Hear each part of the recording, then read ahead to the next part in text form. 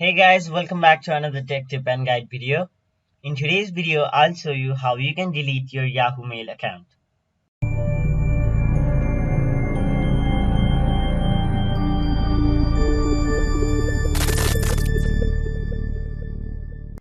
To do that, go to any web browser on your mobile device or your desktop, then search delete Yahoo account. Hit enter.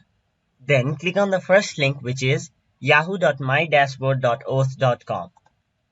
Then it will take you to the login page of Yahoo, where you'll have to enter your username.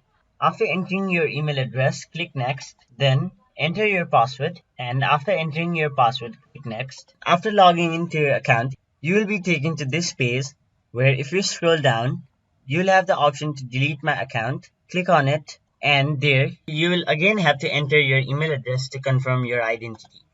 Then after entering your email address, click yes, terminate this account, and there you have it. You have successfully deleted your Yahoo account. So that is it for this video. Hope this video was helpful to you guys, and if it was, please make sure to like this video and subscribe to our channel.